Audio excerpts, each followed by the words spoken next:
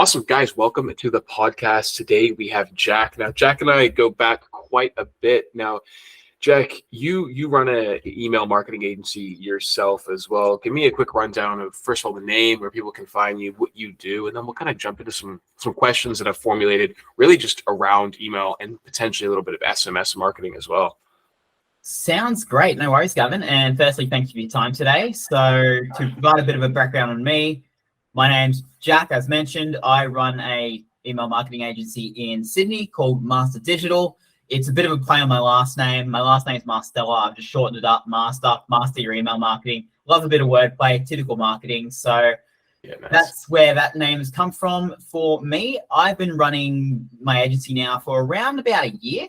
I've been playing in email marketing a bit longer before that, and I've been working in marketing in corporate for around about 8 years now. So my marketing background goes back quite some way, but essentially the corporate grind gets you at some point, and then you want to go off and do your own thing, which has now landed me here in front of you today, Gavin.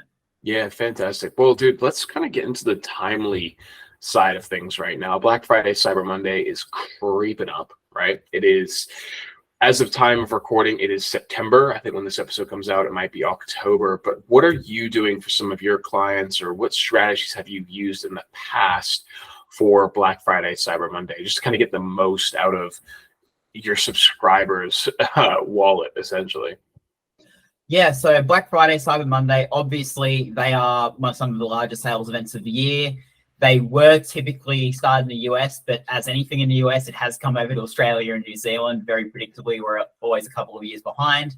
In terms of what I've generally done for clients in the past, is just build up the hype and anticipation for starters. Obviously, everyone knows those dates and they're expecting people to have sales around that period. So it's a matter of building up the hype, but also striking that balance, because obviously you don't want people holding out on your brand to actually just make it back up on Black Friday. You know, you'll have higher volume sales, but your bottom line will take a hit there. So it's a matter of building up the hype. And what I like to do is not specify exactly what products are going on sale, maybe give some hints here and there, and then have it go live. But in terms of building up hype, I like to segment it. So for example, if you've got your VIP list, they're the ones that have purchased from you, 2, 3, 4 times.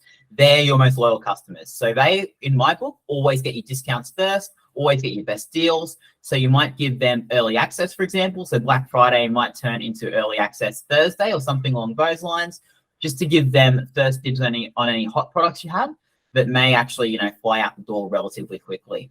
Then from there, you segment it to the rest of your email list, whether it be your wider newsletter. I don't normally like blasting it out, but I feel like Black Friday is generally one of the exceptions, obviously keeping account for engagement and everything around that. And then from there, also using segments such as what products people purchase, locations, if you have any specific products around there, really making sure it's hyper targeted for your Black Friday. Obviously, most brands are just going to be sending out blasts, and this is probably the closest you get to it in terms of sales events for e-commerce brands, but that's generally the way I like to balance it on my end. Right. So run me through that. You've got your segmentation that you're using, and you're also hitting people with emails a little bit earlier than actual Black Friday when it comes around, just trying to build hype. What does like a typical content calendar kind of look like there? So let's say in October, how many emails are you looking at sending out to different segments around that hype? Okay, so it very much varies depending on the segment. So obviously it also depends on your email list. Different brands have different audiences who have different tolerances to what number of emails they will receive.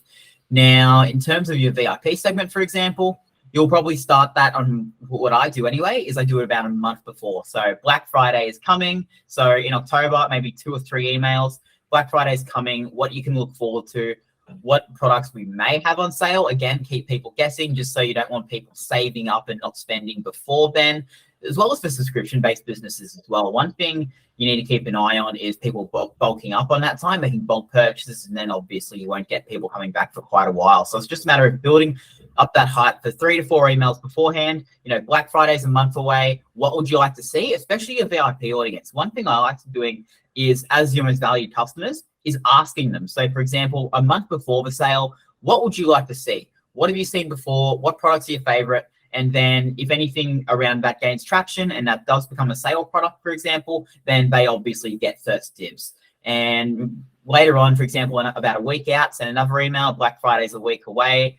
Have you saved up what you want? Have you checked what you want? Check our website. Really going through and making sure that people really got everything planned out and they know exactly when things are going on sale. Maybe even using a counter. I haven't experimented with that yet, but it's on my list for this year. And generally just making sure once you get to Black Friday, everything's all set, ready to go. Everyone knows when it goes live and you hit it straight up. Now, obviously, if you have some customers that are from different countries, so this is where the segmentation would come in handy. So let's say, for example, a lot of your database is in the US, but quite a lot of it is in Australia and New Zealand. Then you've got quite a dramatic time difference there. And one thing you might want to monitor is stock levels around that time, just to make sure, for example, given that Australia and New Zealand will get that first. If you're a smaller store, for example, you don't want any of your products selling out before your US audience. So it's also a matter of balancing around different segments in terms of geographic location as well. But it's all about, as I said, building up the hype, especially with your VIP audience and your highly engaged audiences, making sure you're providing them with what they want to see, while also maintaining that balance, as I've already said. Yeah, one of the easiest ways to build hype in emails is using those dynamic timers in the emails. They're super effective. The best place to go that I've found for using those little timers is a platform called Sendtrick, which is SENDTRIC. Really good, and it just allows you to set a dynamic timer into each email, and it gives your emails, because obviously you can't get video into emails, but it does allow you to have a dynamic, almost GIF-like graphic in an email that does just kind of give it a bit more interactivity, if that makes sense. Sendtrick is super useful. I highly recommend getting those into as many emails as you possibly can. And GIFs are awesome too, right? If you can get those into the headers, they can just kind of help build all that hype and all that good stuff. Yeah, you know, back to your segmentation thing that you're talking about, I've actually seen some other people doing, rather than giving the best offers to VIPs, they actually have used things such as reducing the amount of discounts they offer to their VIPs, because they're more likely to buy. I don't know if you've heard anything like that, where we heavily discount to people who have never bought before, and then we lower the total discounts to people that have bought before, because they don't need that huge amount of encouragement. That's something I've seen work really well as well. Obviously, your way is definitely going to crank as well, but just like a way of like finally inverting the discount process, if that makes sense. Yeah, I think it all comes back to making them feel valued. A lot of businesses, especially in the e-commerce space, throw the VIP moniker around really liberally, and it really devalues the term. For example, you see a lot of welcome flows have join our VIP club. Yeah, right. Or you've just done a subscribe. You haven't done anything important yet. Whereas, you know, your VIP segment should be, you know, 3 to 4 purchases. If it's a high value product, maybe 2, for example. And then even if it's lower discounts, as you mentioned, because they are going to buy, maybe it's just making them feel special. So it might just be, for example, if there's a new product line launching, they're the first to get it. If there's a product that's being tested, this is something I've seen work rather well as well, is if there's a new product and you're still testing it, offer it up to your VIP segment at a discount in exchange for feedback. Again, all about making your customer feel valued. So if discounts aren't as necessary, which I agree, you do want to minimize them, you don't want to train people to use discounts, then it's just about how you make that segment, for example, feel valued in alignment with the value they've given to you. Yeah, there's so many ways to bring value to a VIP segment as well, right? Like there are, like you said, discounts, but I think for VIPs, the discount factor doesn't really matter so much, because they've probably spent so much with the brand anyway. I reckon with VIPs, and this is just my experiences, offering perks and benefits rather than reductions in price has worked really well. And you're totally right. It's about making them feel valued, right? And the easiest way to also do that is also create tailored automations, especially if you're using Klaviyo, for the e-commerce stores using Klaviyo out there. Create tailored automations for your VIP segment. For example, if you have an abandoned cart and you've got a VIP segment, obviously make sure you tag your VIP segment. There's a way you can automate that in Klaviyo. But if you have an abandoned cart or a browse abandoned or a cross-sell flow, create splits that cater directly towards the VIP segment themselves. What that's going to do is it's going to allow you to really tailor the type of communication that you're sending them. And yeah, dude, once again, like you said, make them feel valued when you're actually talking to them and heard. And yeah, don't slap a VIP label on a person who's just made one purchase. Like, actually make some restrictions in there. But also, I've seen, if you indicate to somebody that they are close to becoming a VIP, Yes. that helps really well with increasing the total purchases. So, oh, you've made 3 purchases this year. You're 1 purchase away from becoming a VIP. That right there is just triggers in someone's mind. Oh, okay, I'm 1 purchase away from getting this benefit. And then when they make that purchase, make sure you acknowledge it, right? Like, reward it with something along the lines of, hey, you've made, your purchase there. Sorry, one sec, Jack. Are you still there? Yeah, I'm still here. Anyway, yeah, man, that's just my take on the VIP segment side of things. All right, man. Well, let's go into some of the designs. What design features or things have you seen work really well? Now, design is an interesting one because it's probably the area where there's been some of the most evolution over the last couple of years. And in terms of design, the standard from 5 years ago to now has been absolutely massive. And there's been quite a few trends emerge over the last year or so, especially. So in terms of what I've seen, we have, as we've already mentioned, timers and GIFs. GIFs especially have just blown up over the last couple of years, which is something that's been really interesting to notice. But one thing I feel a lot of brands need to be careful about when they use GIFs is, obviously, they are a larger file size. So it does take a bit longer to load. And if you do make it a smaller file size, a lot of the time it does sacrifice quality. So you do need to be a little bit careful and really strike that balance with how you actually use GIFs. For example, the hero image can be a GIF, for example, for a lot of the emails I've seen and used. And then, for example, if you're using one, that's probably enough. You don't want it to make it look like one of those old pop-ups that we all saw in the 2000s. It gets a bit too far when we go down that road. In terms of other design trends I've seen that really grown over the last couple of years is floating images in terms of the hero image. And that can be combined with GIFs or not combined with GIFs. So obviously a few years ago, and still a lot of brands do it very well to this day, is we have the studio shoot images, and that ends up being the primary hero image. It is an advantage in that it is a lot simpler and faster to send a campaign out, for example, if you do go down that road and you do have a bit more control over the look and feel. But if for example, you want to come up with current design best practices, then floating images, for example, you have your branding, you have your top level navigation links if you decide to include those in your email, and then you'll have your product sitting prime and center right in the middle of the email, right on top above the fold, which is something I've seen and started using quite a lot. The 2 other major trends that I've seen come up recently have been, firstly, frames. So obviously this comes into, again, more creative design, along with also the floating images and floating products, is a creative use of frames. Obviously, square, circles, what most people have used. We've been seeing far more creative ones come up over the last year or so. So, stars, different other patterns that you could hardly even call shapes.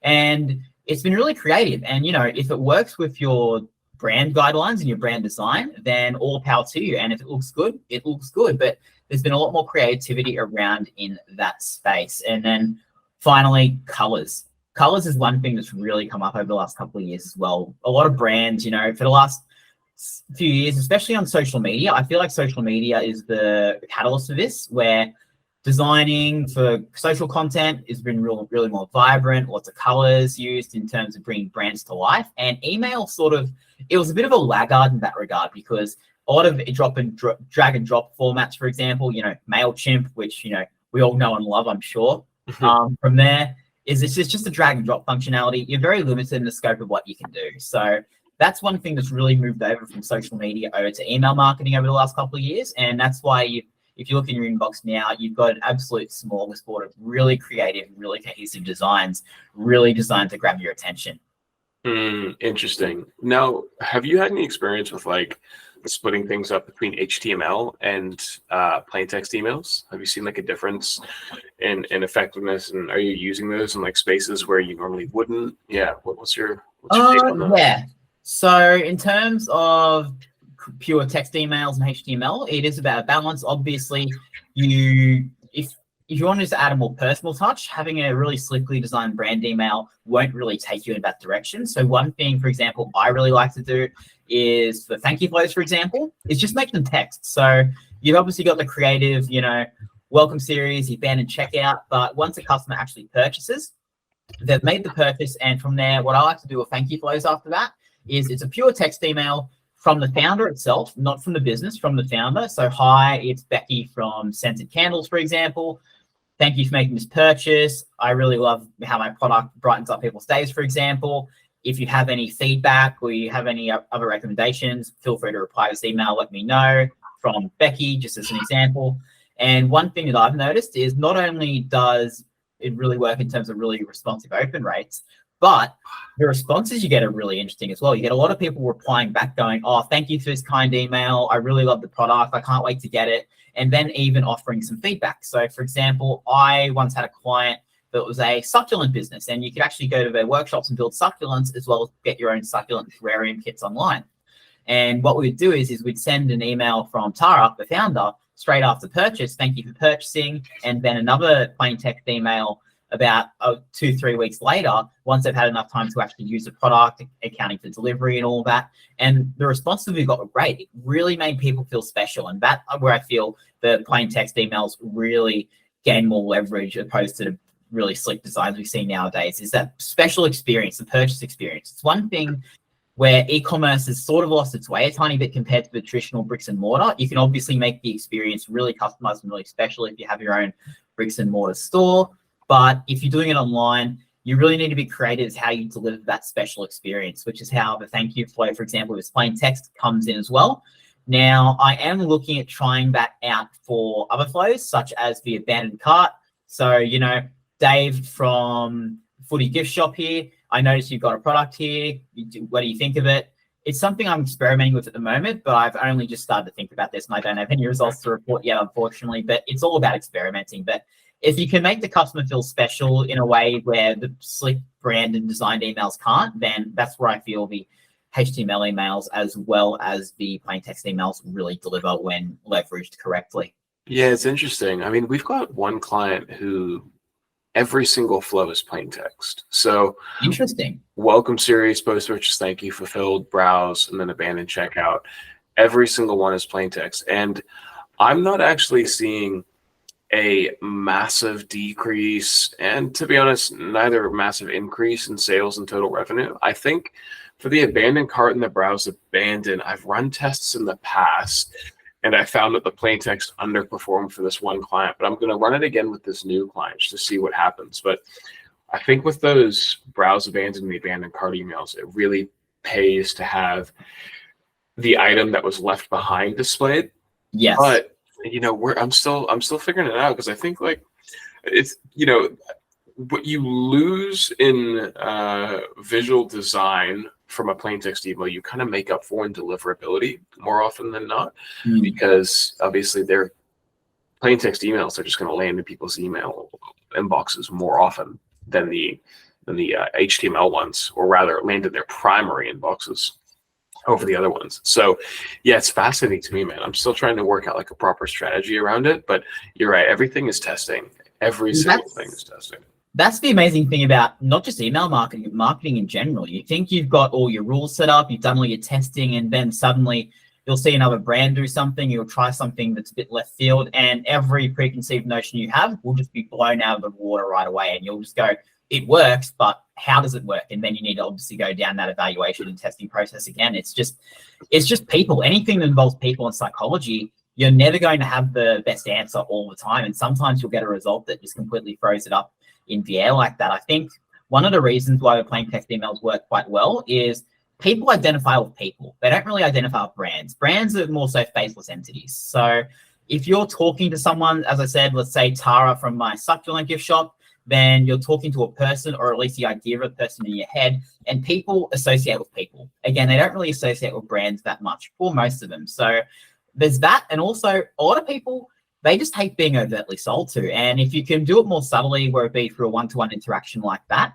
you're far more likely to get the sale, for example, or a positive interaction, just because people don't feel like there's an ulterior motive there. So it's all about striking that balance. Obviously, for welcome series, for example, people are expecting to be marketed to, same for campaigns. So it's more so part of the course. But for testing out, for example, plain text emails in that regard, it can be a pleasant surprise because you might get a result you otherwise don't expect. And that comes to, it comes with anything marketing and anything that involves humans, really. Yeah, interesting. I think I'm gonna push back a little bit on the relating to brands, because I think people do relate a lot to brands out there. I think they probably relate more to an individual, though. Yeah. You're right. I think if you stack them up next to each other, people are more likely to empathize with an individual rather than brand, which is why it's really important for a lot of brands out there, I think, to actually get a personal face, the founder's face, or a spokes. I mean, 100%. companies have been doing it for years, right? Getting a spokesperson for the brand, because it puts a human person to the company. And building that into email is massive, right? So if you can get a way to convey that individual, I mean, even in the welcome series, right? Family-owned businesses have the second email after whatever incentive you offered in the first email be our story. This is how we started. Here's my name. Here's who I am. That stuff, that really helps build up some of that goodwill in the long term. I agree. think I'll rephrase that. Good brands. Most people just think a logo and colors, that's a brand. Right. My experience in corporate, that is not a brand. A brand is what you stand for, what you do, what your business actually is aiming to deliver. So if you've got a strong brand in that regard, let's say, for example, a lot of brands these days are centered on sustainability, then you can use that to relate to people. You're 100% correct. But I feel like a good 80% of businesses do brand a bit incorrectly in that they just think it's their logo and their colorway, and then they leave it at that. And there's no core identity underneath that, which is, as you mentioned, which can really drive that relatability along with having the founder's face, which works particularly well on smaller businesses, for example. Yeah, 100%. No, I totally agree, man. Awesome, Jack. Well, I think we're coming to the end of the questions that I really wanted to fire your way. Do you have anything else you kind of wanted to mention before we hear a little bit more about your agency at the very end? I'm just going to say that for anyone that wants to try and start their own agency or start their own freelancing business, just go ahead and do it. I feel like, for example, a lot of people are hesitant to do it in terms of, I'm not good enough or I can't do it. Just jump in and do it and see how you go. The good thing about marketing especially is that the barrier to entry is especially low. So you can really try it out, see if it works for you, and just put the grind in and you'll get some results.